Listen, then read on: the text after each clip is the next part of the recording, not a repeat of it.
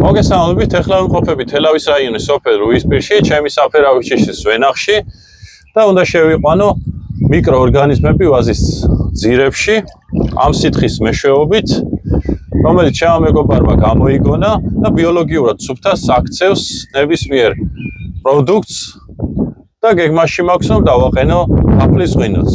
საინტერესო სიახლეებისთვის გამოიწერეთ ჩემი არხი. წამლით, კარტლისის წამლებით, ჩვეულებრივი შხამქიმიკატებით და აი სწორედ ეს მიკროორგანიზმები წამლის შემდეგ ვასხავთ აი ამას და მიკროორგანიზმებს გამოხავთ თუ რამე შხამია.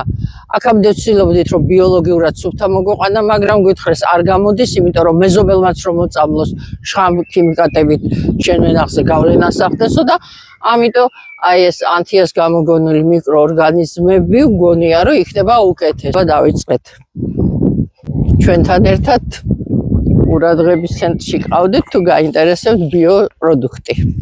ბიოჰუმუსი და სიმბიოზური მიკროორგანიზმები ერთად აჯანსაღებს და ამდიდრებს ნიადაგს.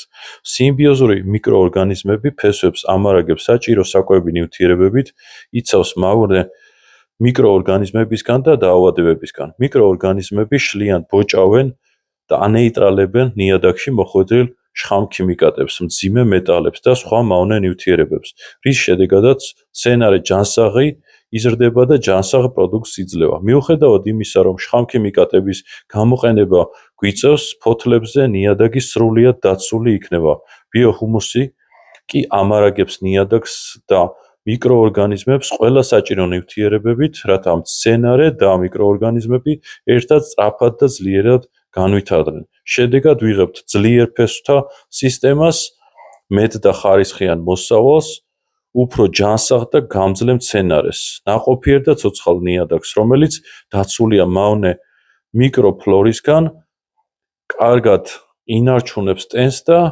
კარგად დრენაჟირებადია. მადლობა ყურადღებისთვის, დროებით გემშვიდობებით, გამოიწერეთ ჩემი არხი, რომ გამოტოვოთ ხოლმე საინტერესო ვიდეოები.